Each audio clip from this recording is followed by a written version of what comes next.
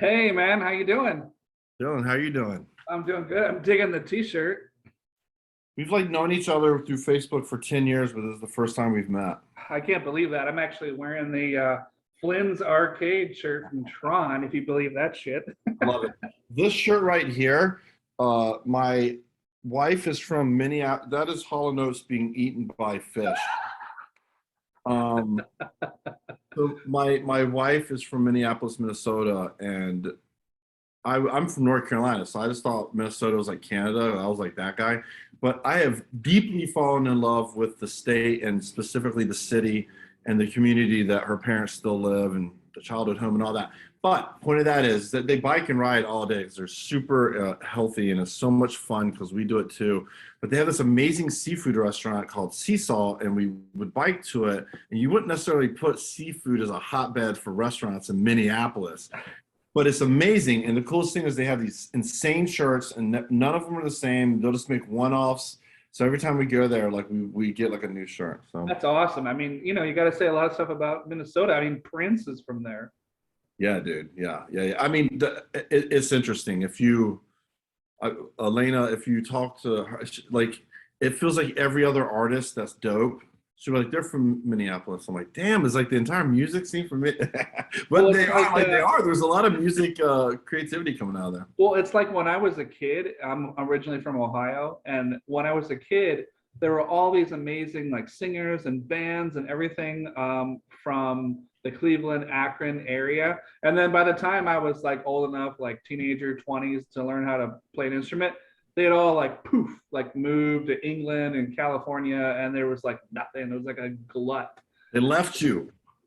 Yeah, I mean, the Rock and Roll Hall of Fame is there, so, or as I like to call it, just the Music Hall of Fame. I mean, it's every genre now, I mean, I've been there. I didn't go in there. I was there for a wedding for one of my close friends, but yeah, I saw. I was like, there it is. it's pretty cool. I mean, I have to say, I'm a little disappointed, when they finally got it together and they put it in there because it seems so small because they have to change out those exhibits like all the time because you can have like Beatles exhibit, David Bowie, Johnny Cash, whatever, and then Right. it's like 8 exhibits and you turn around and you're like, oh shit, I guess we exit through the gift shop. $50 for a CD, whatever. Oh man, it's running that game. Oh, it is. It totally is. So I guess, Jason, thank you for being on the show. Make your own fun. Just if you could just let people know a little bit about like your journey from North Carolina to, because like me, you're not from California. So I believe it was North Carolina School of the Arts.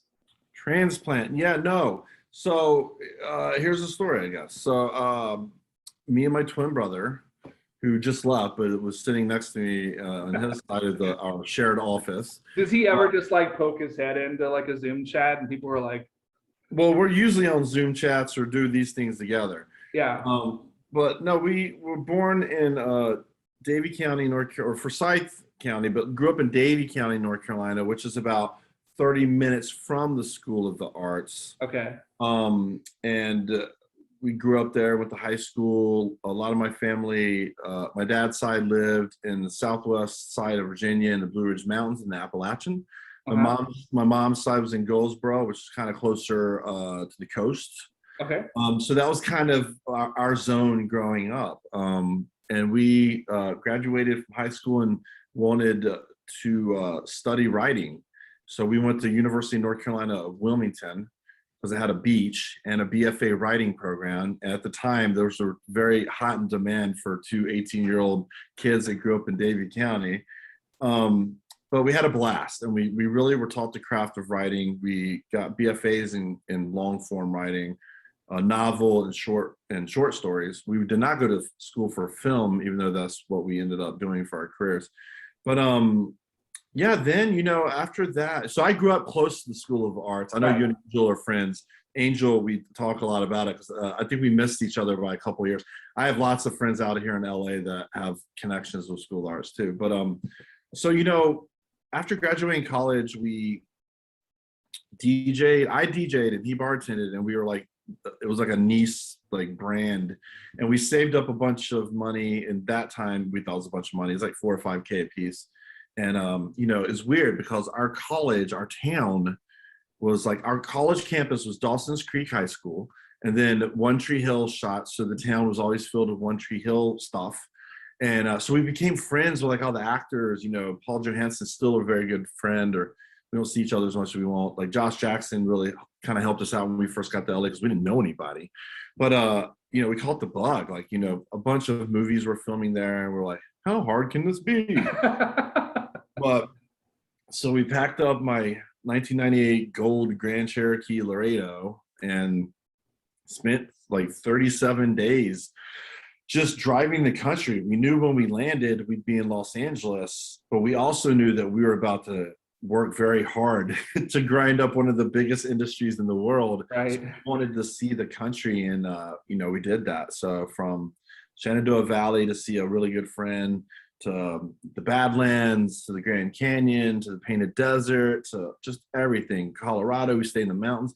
But we landed in LA, and it was the first place we, Paul Johansson, who was on One Tree Hill, we called him, we're like, we're here, because he had a house here. We've arrived. Let's go. But I'll never forget it. He's like, meet me at the Burger King.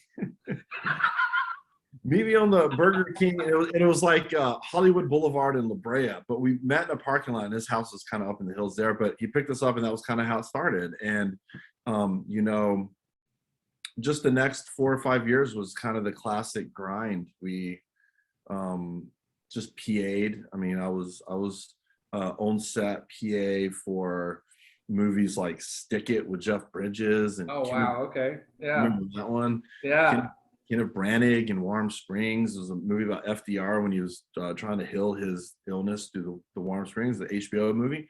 And then, you know, I didn't even work in TV yet, but I realized that you could work longer when you worked in TV. Like the job lasted longer. Oh, yeah. Yeah. Seasons versus a 2-hour movie. Yeah.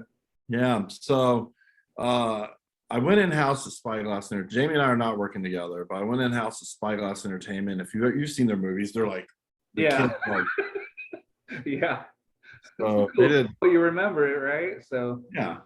So, you know, they did everything from Sixth Sense to G.I. Joe to whatever. But, you know, the writer's strike in 2007 or whenever, 8, yeah, it yeah. essentially eliminated my job at Spyglass. And, you know, I didn't work for like 10 months, and Oh, man. got scary.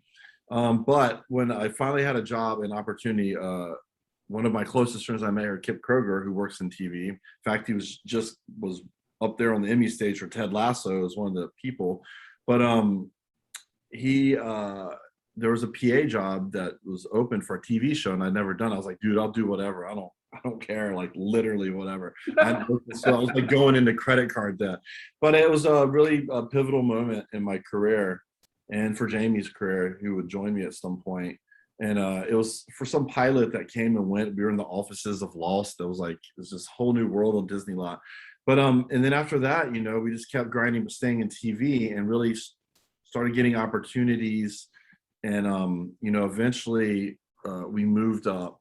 We started in post, and then moved up. And Jamie and I kept writing, and now we're directing. But we had chances to work on some really cool shows, like the show in Real that was on Lifetime, and ended up on, I think, on Hulu after that. Dear White People on Yeah. yeah.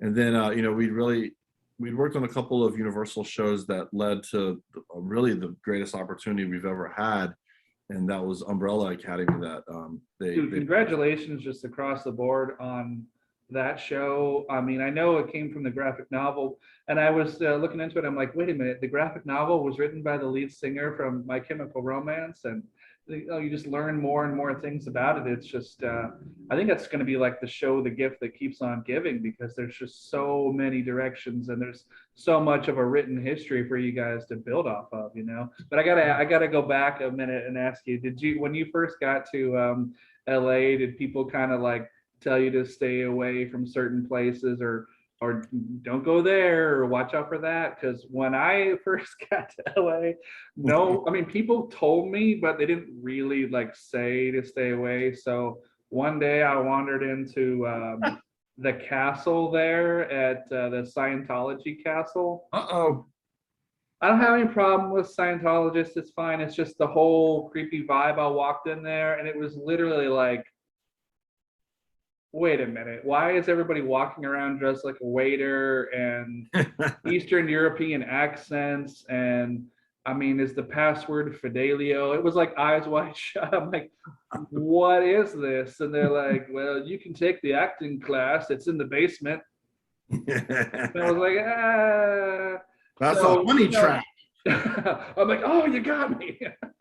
The Kool-Aid. But no, I mean, there's just certain things that like you have to just run into these things and experience them. And like I try to tell younger people, watch out for this or watch out. There's always the scams with like the headshots and the Oh yeah. acting studios that are somehow also a karate dojo and stuff like that. I mean, do you have any weird experiences when you first got to town, like kind of wandering blind into some of this stuff? Of course. Yeah, I mean, I feel like for Jamie and I, the first 5 years were almost exclusively weird experiences.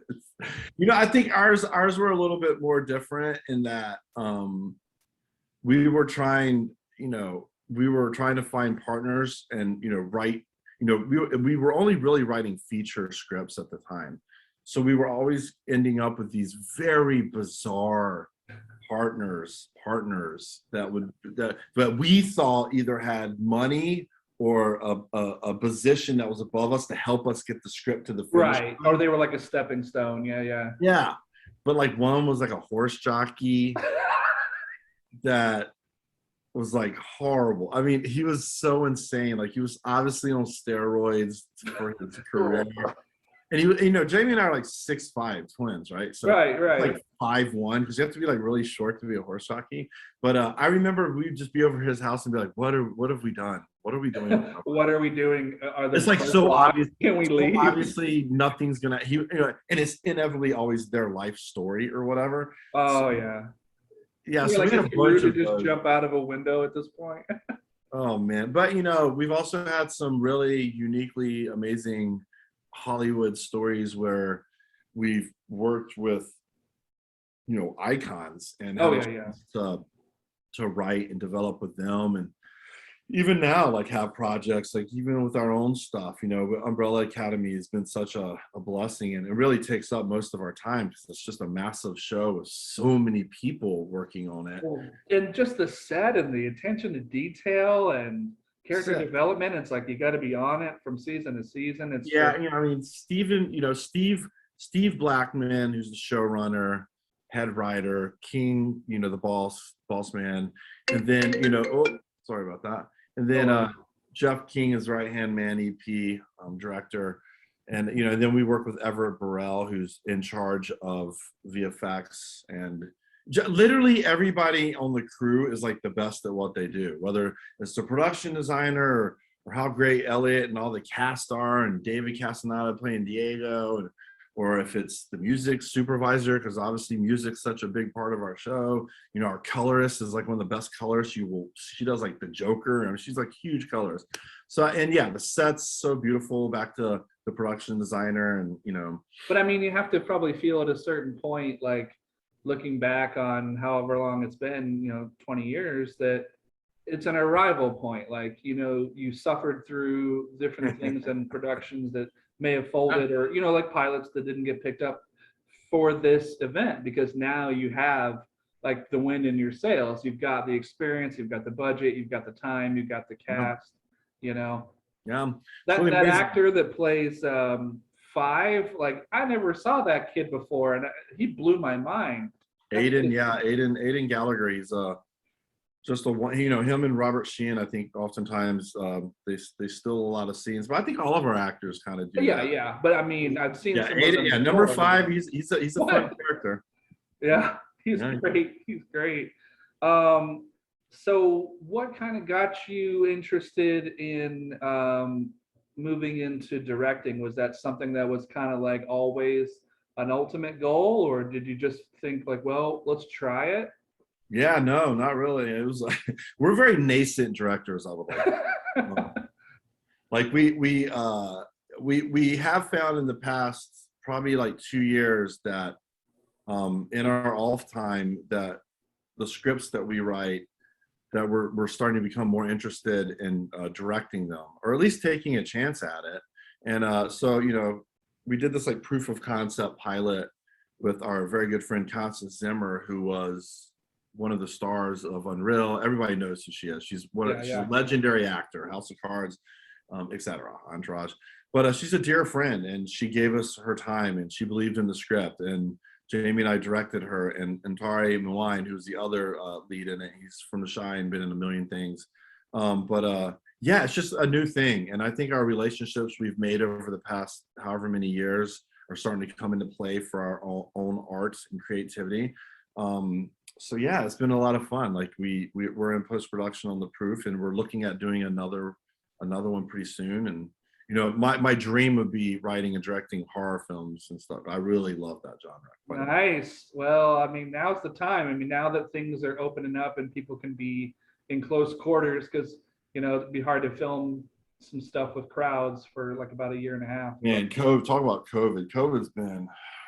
I mean, it's honestly, dude. It's like it's been the hardest year of Jamie and mine's career. It's just doing. Well, I mean, everybody's personal and professional life just stopped. Damn. I mean, not in just regards to your show, but I was talking to a buddy of mine the other day. I'm like, they wanted to do 5 or 6 seasons of Stranger Things. I don't know if that's going to happen, man, because those kids they're sprouting, and if your core cast is supposed to look like 15, 16, and some of them are looking 21, and they're getting some stubble. I don't know. I mean, yeah, because everything takes longer, right?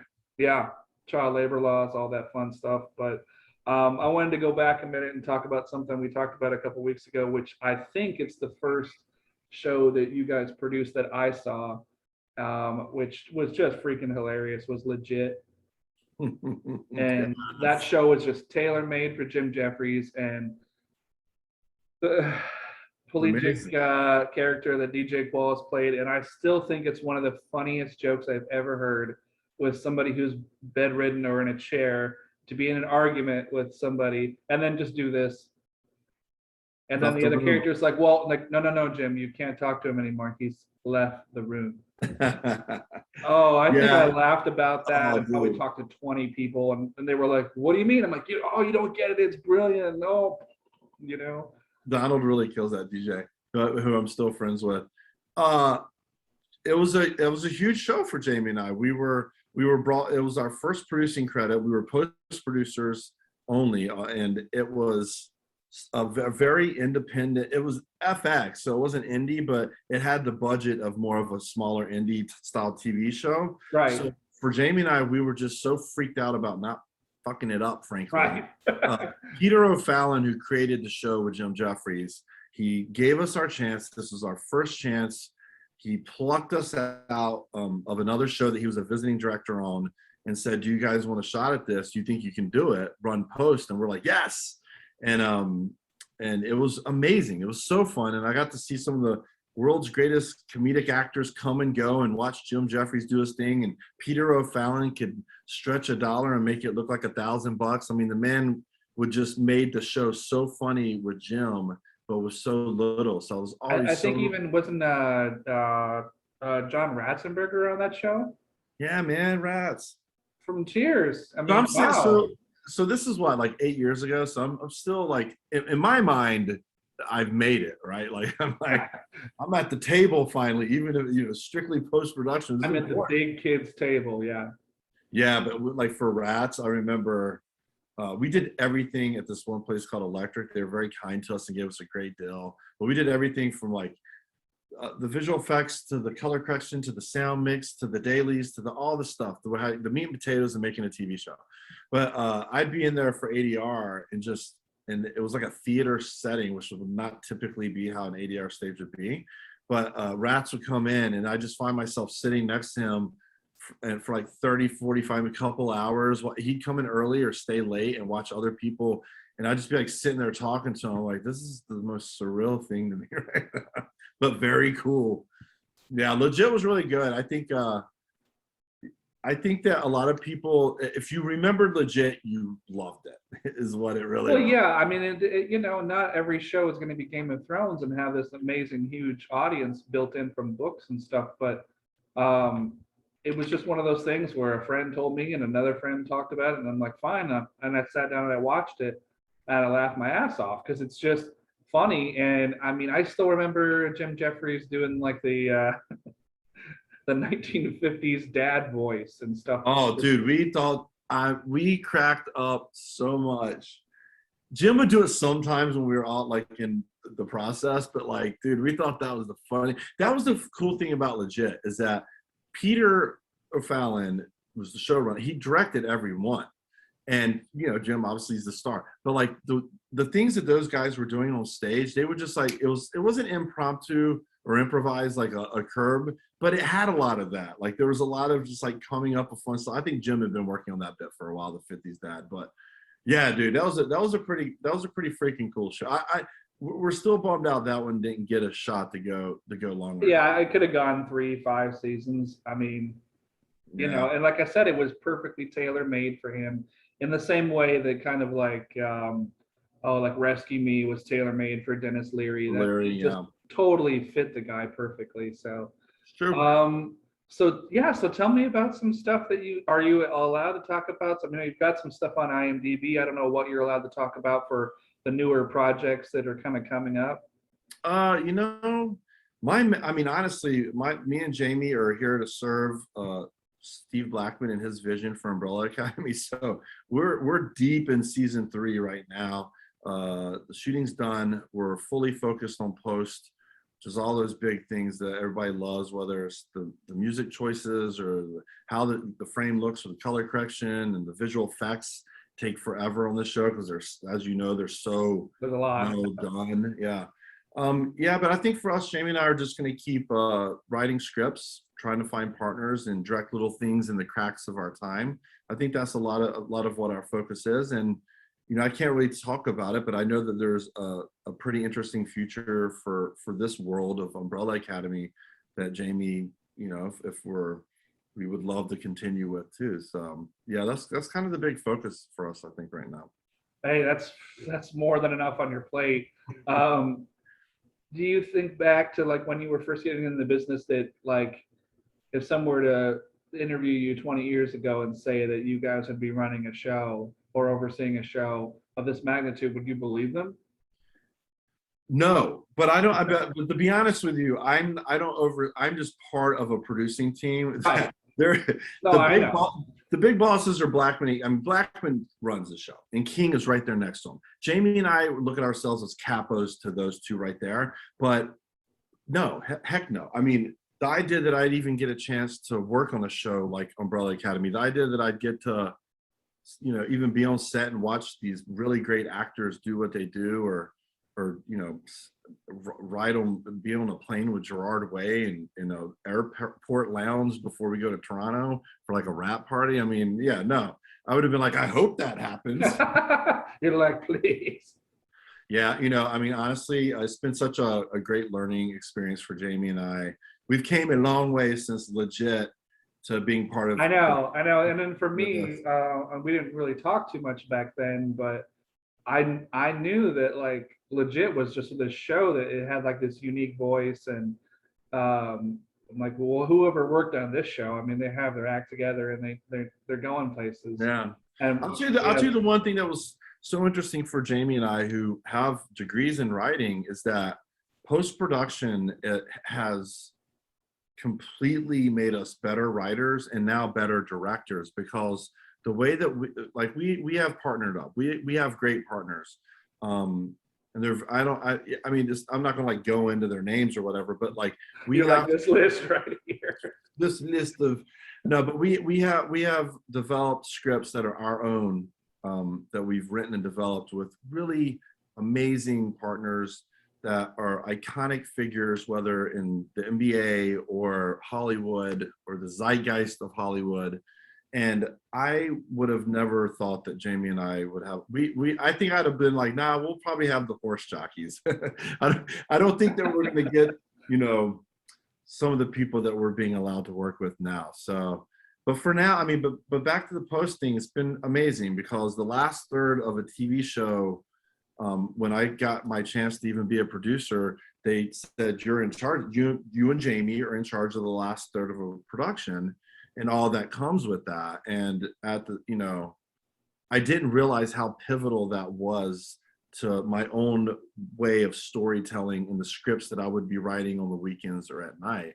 And now directing, even there's small thing. I mean, we're nascent. We're still just getting there.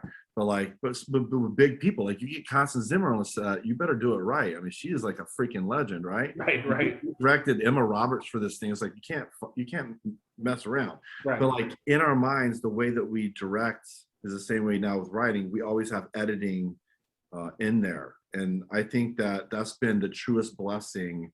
That if you interviewed me 20 years ago and said, what's going to be the most important thing that helps you be the best version of a content creator or a writer, I would be surprised to hear me now saying working in post-production or getting my start in post-production. Well, that's interviews I've seen with legendary directors and things, and take it with a grain of salt, but that's something George Lucas always said too, that he was always editing, always writing and directing with editing in mind, because he's just he's just the kind of guy, he's more comfortable in post. He doesn't want to be out there in the desert or the jungle, with Spielberg, framing the shots. Yeah. He just wants to be in his air-conditioned office, standing over the editor and being like, no, faster, more intense. No.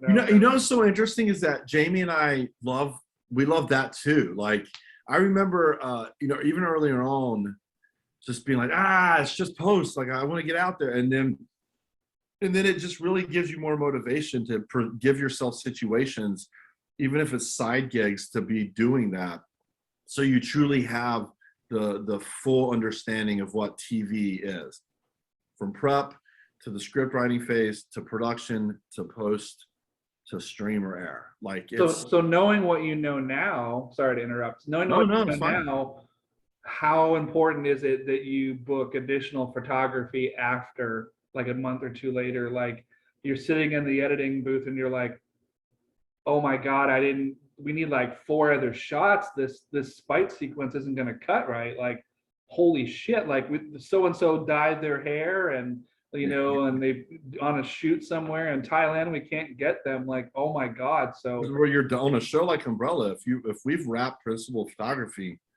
you're done. But the good news is that we have a workflow that Blackman and all of us kind of came up with, figuring out tandem shooting. Jeff King really orchestrated, and like editors on Umbrella Academy are working with directors and set in a way that most people would be surprised. And it's to do what you just said. We cannot afford to have major or even minor sequences slip through the cracks. These sets that you see, they just are too expensive. Like they get struck, like we move on. So it would be devastating.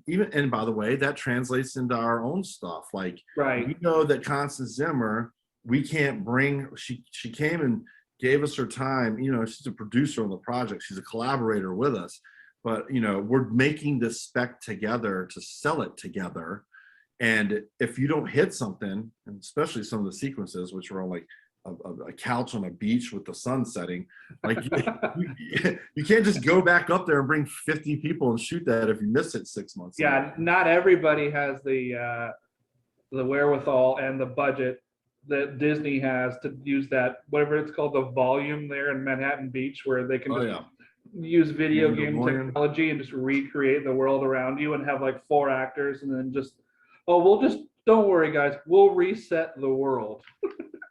Maybe that is the future. I mean, I will say if editing starts, while photography is still going on, production is going on. So, if there's issues in the earlier, and this is for any show, if like, in episodes 1, 2, or 3, in the early rough cuts, you find that missing coverage on that, and the performance doesn't quite strike what we want. But as long as you have other episodes ahead of it still shooting, and the set hasn't been struck, or it's not a crazy set that you can't replicate, or location, then yeah, we do pickups and tandem shooting all the time, and green screen maybe not the volume, but green screen becomes very handy, especially when you composite, if it's not a super complicated thing. So there are umbrellas, so to speak, or safety nets, so to speak, for you, but there's a time limit on that. Once you get to a certain place, you better hope you got it. Oh man. So you were saying something earlier that kind of struck my interest. You were talking about moving down the line to horror stuff, but obviously you can't talk about that. But looking back, when you were growing up in like the 80s and 90s, were there certain horror movies or shows that you were watching when you were growing up going like, that's me, I love that, I would love to do that, like your John Carpenter's, your Sam Raimi's, stuff like Oh that? yeah. Oh yeah. I mean, the 80s is just, I wasn't as much in the 60s and 70s horror that I respect it all, even if I don't like it. But like Nightmare on Elm Street, that entire franchise was super crucial to me. Um, even Hellraiser. I mean, I like them all. Nightmare, or not Nightmare, but Friday the 13th. I didn't watch Child's Play as much, but once we got into stuff like the Blair Witch was really interesting to me. Like recently, I watched Possessor, which was ridiculously insane. Midsommar was like I thought beautiful, and Mandy was just bonkers. I always like science fiction horror, so like Event Horizon, and then I also That like movie was crazy. it's crazy, right? And then Yeah. I love crazy, like you got to escape or you're fucked type of horror, like Cube. Or The Descent. Have you seen The Descent? Oh yeah, Descent. It has one of the most disturbing scenes ever. VHS. I love anthology horror. I love the show called The Den, and found footage type of what they started doing with that. Hell House Footage is LLC. good, but I gotta say, maybe you're different than me. Like the parts where people are just holding the video camera, but they're running and through the woods and they're Right. putting their own feet. I'm like, Yeah. It would be very hard for me to discount what the Conjuring universe has done from. those are great movies. Yeah, even Malignant, which was pretty good. James Wan, right? Wild twist. Weirdly, Ouija, Origin of Evil is one that sticks in my mind a lot. Is for some reason. Oh yeah, James Wan. Everything that guy's done's been amazing. Like, and for him to go from Conjuring to like Aquaman, you're like, and he made it work, and it was great. Yeah. Well, that's the thing about filmmakers. I mean, oftentimes the really great ones, the genre almost is incidental. They just need the right wallpaper, and then their genius like comes out. Yeah. Oculus, I really loved Oculus, which was a Mike Flanagan joint back in the day. Yeah, I mean, dude, I could go on. I mean, as you can see, like Well, yeah, I mean, I would, like with Carpenter, and I even like the prequel that they did is a little too much CGI, but yeah, me growing up too, it's like what I see out there now. Somebody who likes practical effects, so I look at the old version of the Thing, and I'm like, how did they do that? And I know it's a practical effect, but it's like even just stop motion with like legs coming out of a head, and you're like, how the fuck, because in my mind I'm scared, and watching it I'm scared, but then when I'm older I'm like, how? I'll tell you what, dude. Umbrella Academy is obviously crazy digital effects, but Everett Burrell, who's in charge of the whole kit and caboodle of that, he started very young in the industry, so he is a total. He handshakes from the analog to the digital. Like he worked on crazy 80s horror films. He all the greats, all the big ones you could think about. Like it's very fun to go out and have a couple of glasses of wine with Ev, because his stories are insane. It's all it's the movies that we grew up on. And now he just is such a genius. He's working both sides. He's moved into what computer generated effects look like. And he's equally as awesome at that, honestly, if you look at Umbrella Academy. So other than horror, are there any other genres that you and your brother think you might want to tackle that you haven't gotten to yet? I mean, bucket list years later, like no one thought Spielberg was going to remake West Side Story, but you had to check that box. No, we have multiple scripts or projects we've developed or IP that we've adapted that span across many different genres, for sure. Like grounded sci-fi and darker YA is definitely something that we are pretty good at, and we have a couple of projects with. Thriller is something that I very much love. I love figuring out twists and turns in a logical way that would not annoy me if I was watching it as a viewer.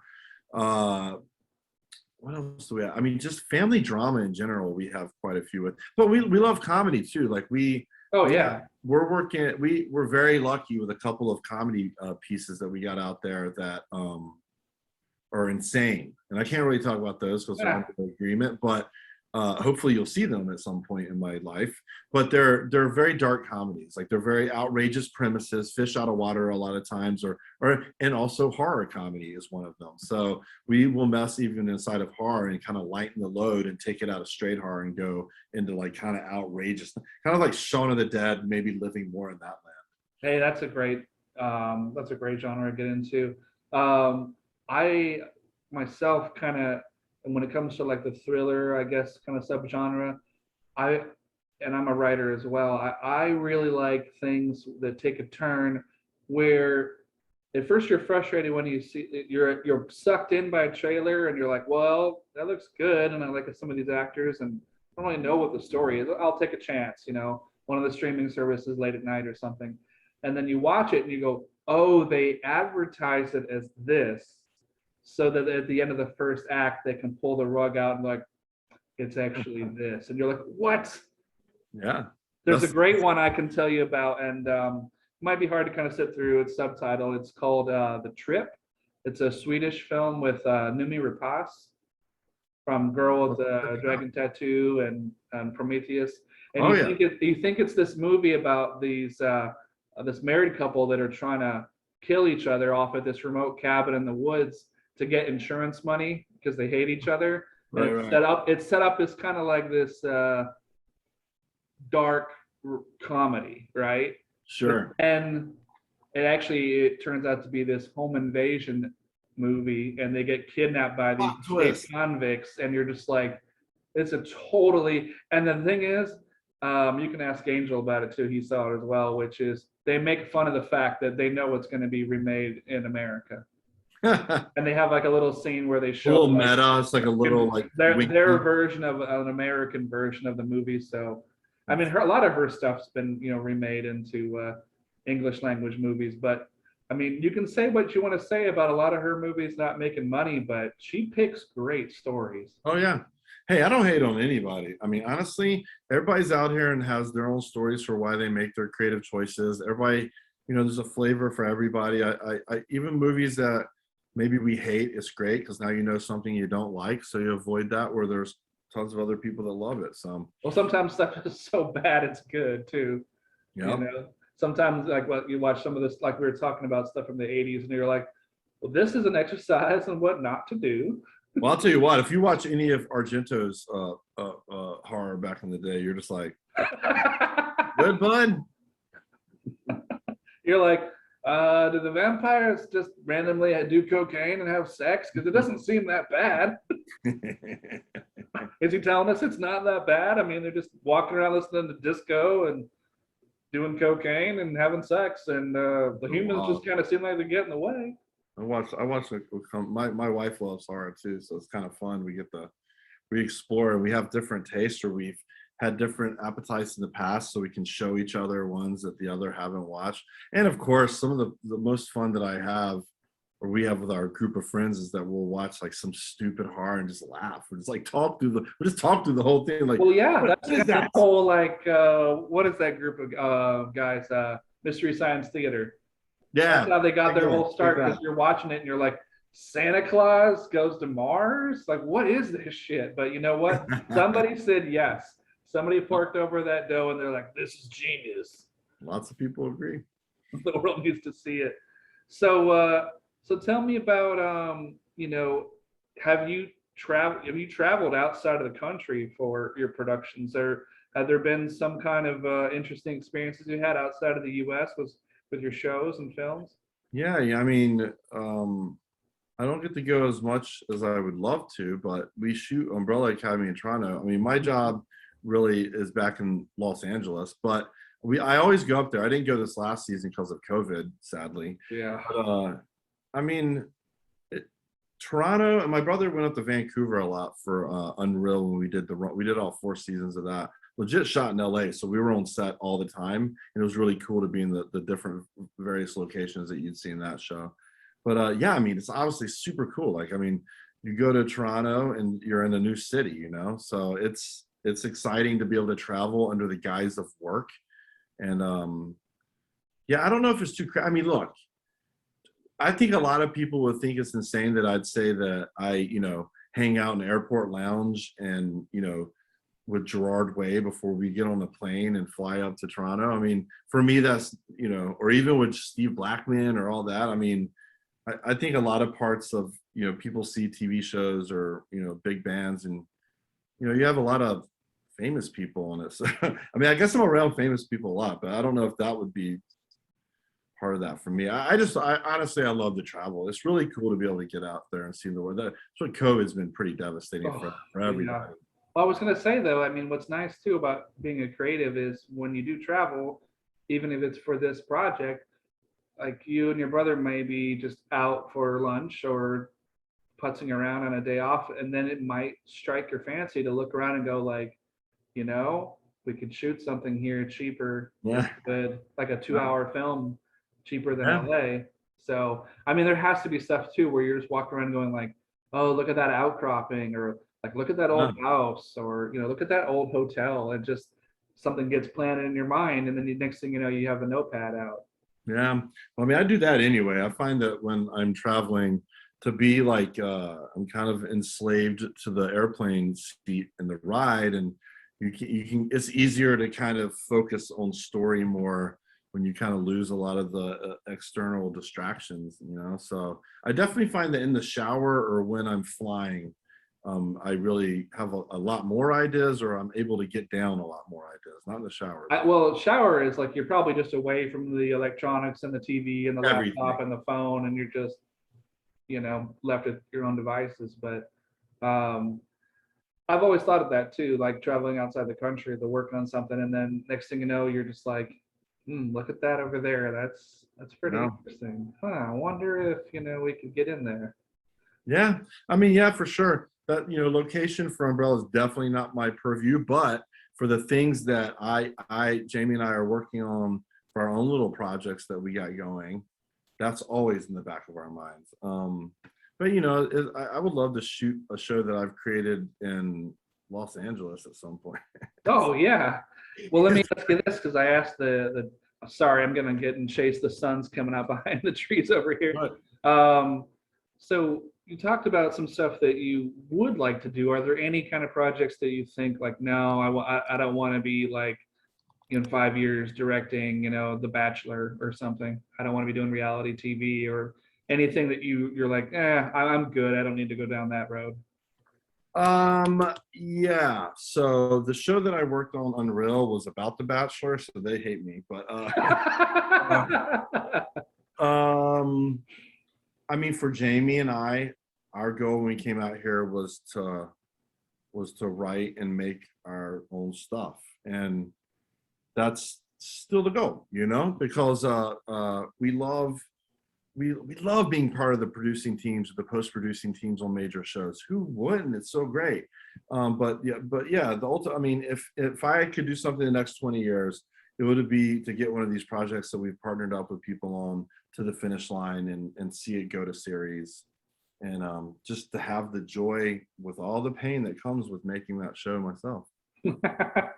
All right. Well, I guess riddle me this, since you've been in the business for a while and clearly had much success, especially in the last few years, is there any kind of advice you would give to newer aspiring people that are about to get into the business? They're about to get out of high school or college and hop on a bus and come to LA, and there's maybe little nuggets of advice, do's and don'ts you want to share with some people? Well, definitely save up whatever amount you think you need to save up, just survival early money. I'd probably times that by 2 to 5 if you can. Don't have an expiration date on how long it takes you to make it, because you probably won't make it in that time.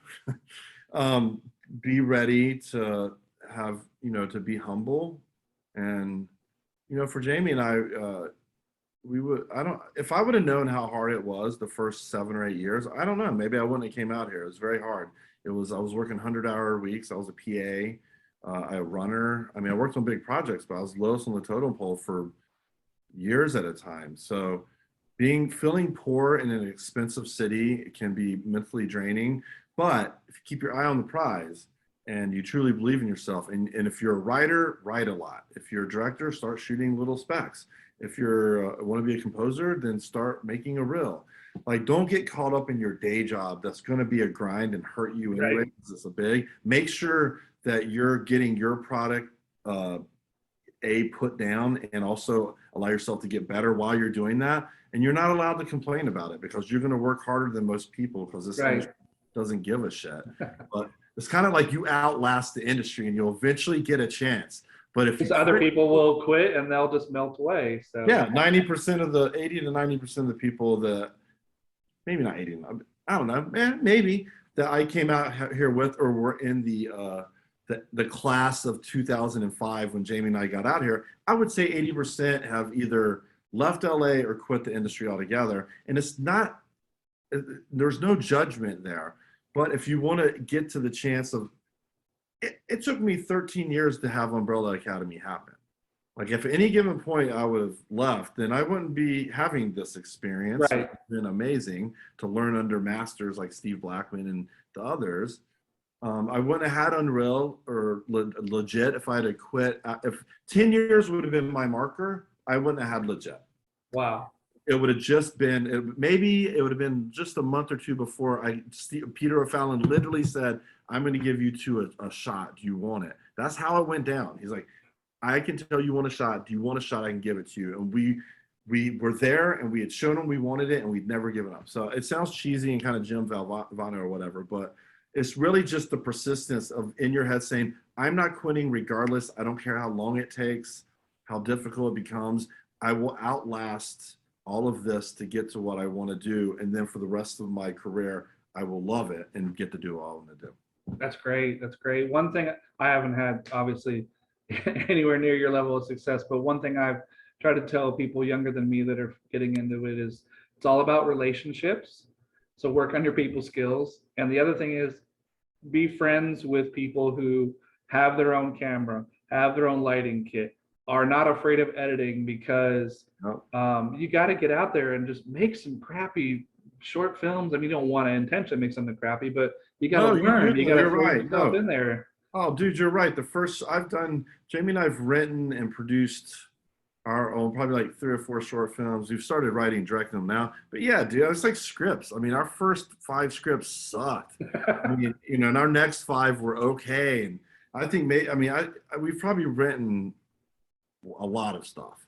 But you're right. Just practice your craft. It doesn't matter what it is, whether it's learning how to play the flute or learning how to pace a 3-act feature script out. I think for us, Jamie and I's writing partners have really had a lot of fun getting better by learning what doesn't work. So I think you're definitely right on that. And another thing too, I mean, years and years ago when I was doing background, one of the things like the PAs would tell me, well, this is like when I first got to town and I was just doing that for like extra money. And they were telling me, like, you know what, it does happen. People do get bumped up and they do get Taft-Hartley'd into the union and this and that. Yeah. Like, no one wants to work with complainers. Like, we know it's cold. We know we got fake rain and wind machines going and you guys are human cattle, but there's been extras since the dawn of films. But the people who outlast and get called in, and next thing you know, they're being a stand-in for one of the actors and they're getting that bump in pay. And moving up into the SAG-AFTRA stuff is the people that are just like, yeah, well, it sucks, but I'm going to grin and bear it, and I'm going to be here because I want to be here and I want to be a part of something. Yeah, same thing. Doesn't matter what side of it is. It might be the same thing in life in general. Just Hollywood's like that industry. Our industry is so particular, specific. But yeah, man. Well, thanks for having me. No problem. Before we wrap it up, I just wanted to say, is there any way that people can get a hold of you online, or you have like a website or YouTube or anything you want to tell people about beforehand, or? I mean, I'm wide open on Facebook. And my Instagram tag is Von Gilmore. Is Okay. a novel character I created. I write novel. I mean, I still love writing novels too. Just don't have a lot of time to do that anymore. But Von Gilmore, you can find me on Instagram, and my Facebook is very accessible, I would assume. Awesome. Well, thank you so much for being on the show, man. I really appreciate it. I'll let you go. I know you're a busy guy. Have a great weekend, man. Dude, we've known each other ambiently through Facebook for 10 years, so it's been great to get to actually talk to you and hear about you something. Dude, likewise. Thank you And so much. congratulations! I think you had a script that Yeah, just got some stuff into a festival, man. Like you were saying, just didn't give up. So finally. Cool. All right, bro. I'll see you later. All right, take it easy. Bye bye.